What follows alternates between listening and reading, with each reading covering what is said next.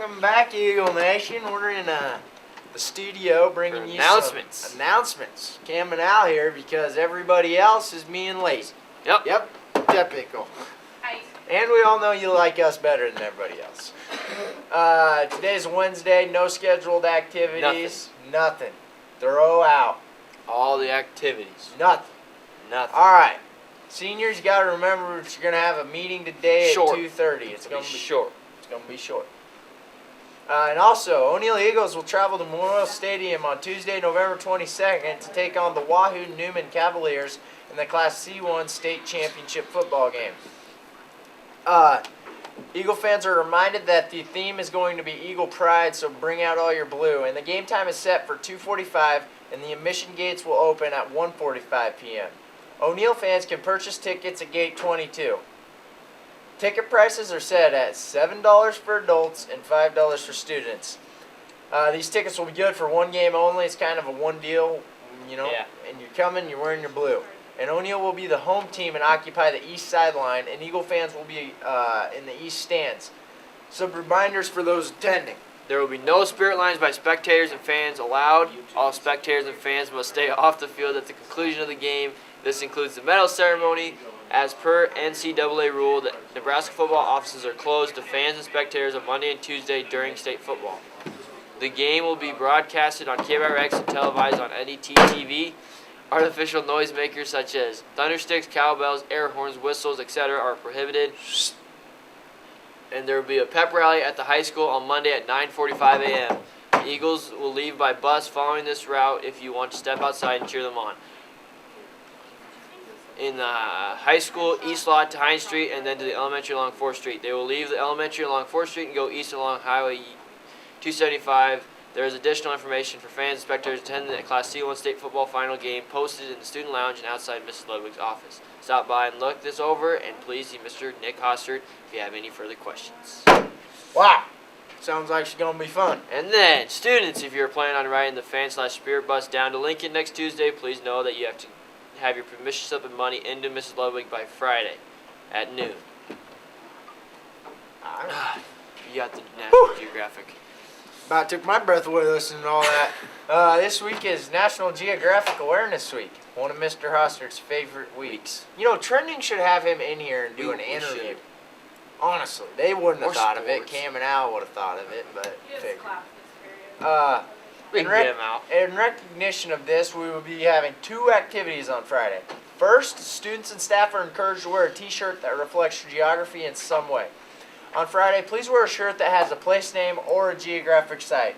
Prizes will be given for most unique, farthest from O'Neill, closest to O'Neill, sports team, geographic site, and most colorful. That's 6. 6 prizes, folks. It can't be that hard to win one.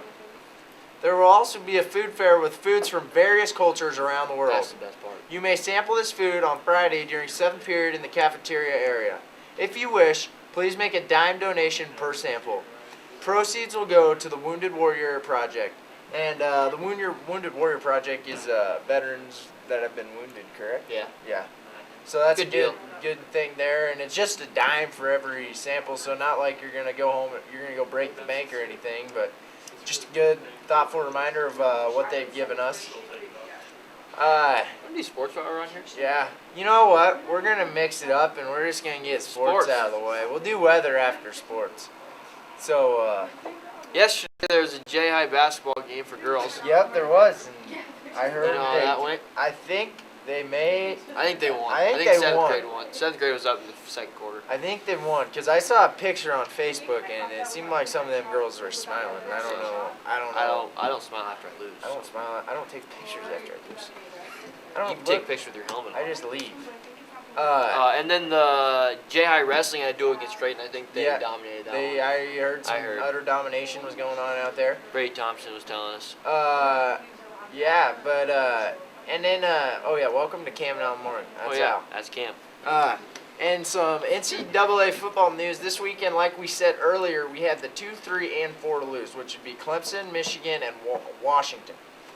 College football playoff obviously shaking up for there. The top 4, Alabama obviously remains at the top. They're the top. They're just dominating everybody at this point. Ohio State creeps in there at number 2. They've suffered a lone loss to Penn State. Went to Penn State, tough environment to play in. It was wide out night and just couldn't get it done. Michigan lost to Iowa last week Yep. on a field goal. They stay at the 3 spot. Yeah, they're still in it. Good team. Honestly, upsets happen in college. Did they move up? Or were they 2? They just stayed the same, I'm pretty sure, honestly. And then Clemson lost to They lost to Pittsburgh. Pittsburgh on a field goal too. So they Yeah. dropped to 1 spot, and then Washington's out of the picture right now. You know, the good deal about this new 14 college playoff is, I mean, these guys lost, but they're good teams. They get to stay in it, and at the end of the day, you're more than likely going to find your best team if you have 4 guys. I mean, your top 4, one of those is obviously your best team. I mean, outside of the top 4, there might be a 5 or 6 that can play ball, but day in, day out, your top 4 are going to be... Would you say the Big Ten's the best college football conference? Uh, You got Ohio State, Michigan, and Wisconsin's number 6. It ain't the SEC no more. Alabama's the only top 10 team. you know, there's an argument against that it ain't the SEC, but, you know, It's not. I think the SEC is so lined out that everybody just beats up on each other. I think the Big Ten, their goods or their greats are really great, but I think their lower end of the conference is horrible, which is what makes those good, those good teams add a couple more wins. With the SEC, a lot of your midway guys they're all the same. There's nobody that's just horrible. Therefore, they just beat up on each other every week, and you can't get publicity for that. Alabama has.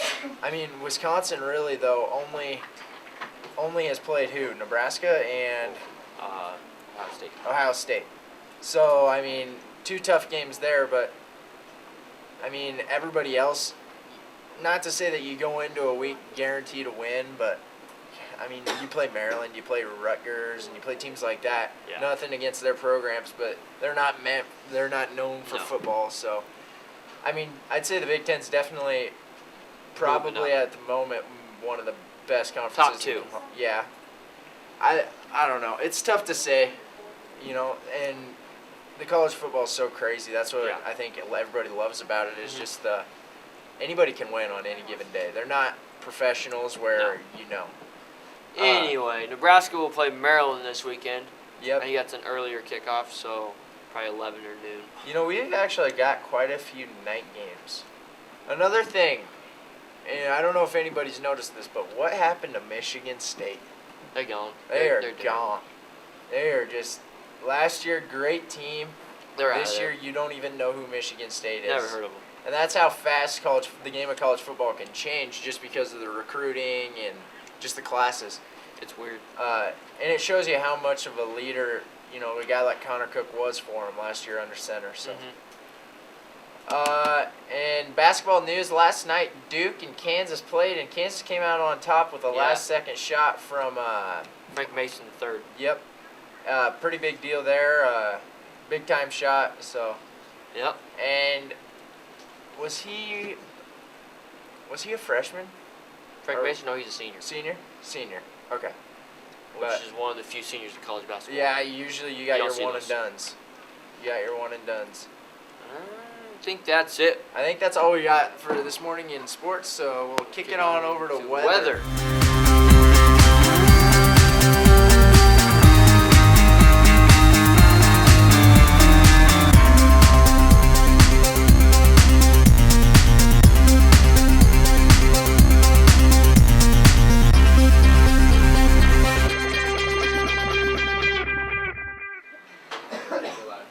Good morning, and we're back with your daily weather.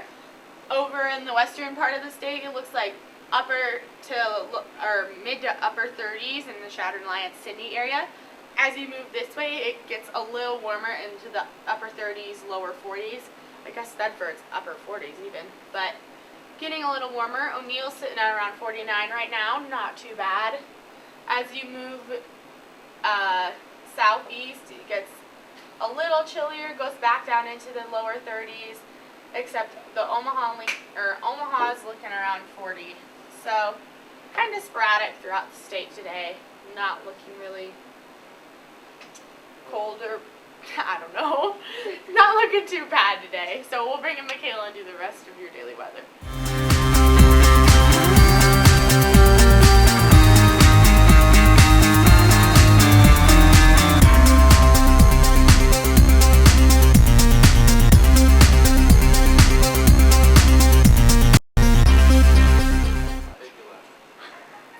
And Michaela's now with me. We'll do the daily weather. It looks like in O'Neill right now it's currently 50 degrees, clear and sunny out, feels like 43. Winds out of the south at about 21 miles per hour. Wind gusts at about 24 miles per hour, and the humidity sitting at about 66% right now. Into the afternoon, it'll climb up into the around 70 degrees, mainly sunny but partly cloudy. Precipitation will be around 10%, and winds at around 60 miles per hour, and gusts are with around 30 miles an hour, and humidity sitting at about 46%. Into the evening, it'll climb down into the 50s and then lower 40s, and kind of a cloudy night. Precipitation will climb up to 20%. Wind gusts will go down to about 22%, and humidity will rise to about 65.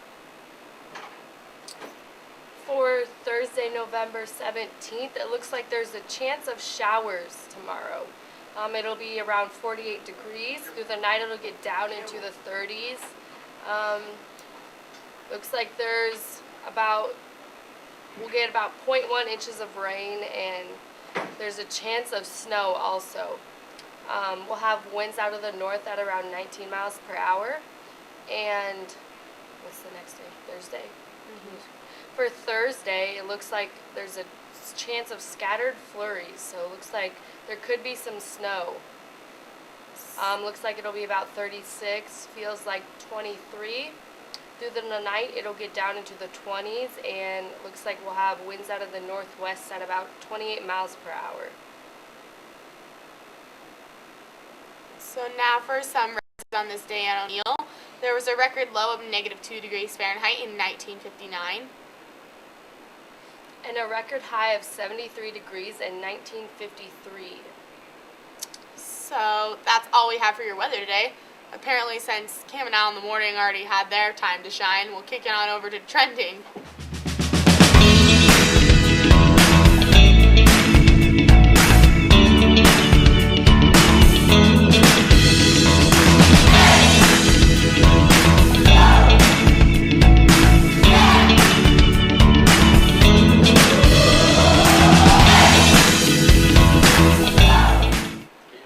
Welcome to Trending today with Emily Morrow and Jason Hallbeck. We're going to kind of keep with our theme a little bit and go with deer season. Today we're going to talk about deer hunt. Just some tips. Yeah, some tips for beginners. I mean, we aren't beginners ourselves, but we're trying to help all you beginners out there, all you viewers that are true beginners, to deer hunting. But the first kind of tip we have is be in the field.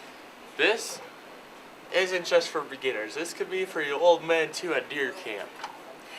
You don't need to sit inside and drink coffee all day.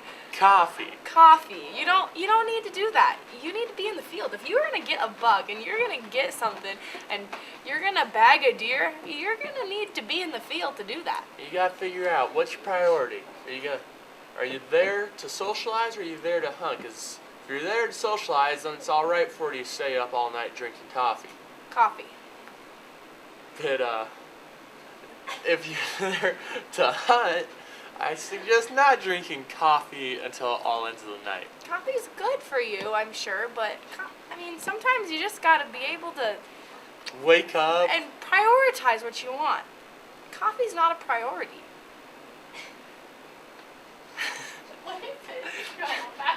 Second tip is dress appropriately. The second tip is to dress appropriately. Here's a big tip I say. Cold feet make a bad hunt. It ruins your entire hunt. Yeah. Get some nice boots. They're going to cost you $100, $200, but you'll wear them and you'll use them, I promise you. Hunting boots are so expensive. They are. But they make such a great investment. I actually got some hunting boots from my mom for Christmas. They're just good old muck boots. Those work just as well as Waterproof. any Warm. waterproof muck boots. They're nice and warm. Little pricey, but I'm sure you can find some off brands. But And just so you know, on those waterproof boots, there are like different series. You have like the spring, the fall, the winter. right. You always buy the winter ones. Oh, for sure. Your feet, they can be warm, but rather be warm than cold, wouldn't Yeah. you? But here's the thing: don't be a Claremont and buy rain boots because those aren't warm boots. No, not at all. Rain boots are they're not warm. They make your toes freeze. Yes. I do.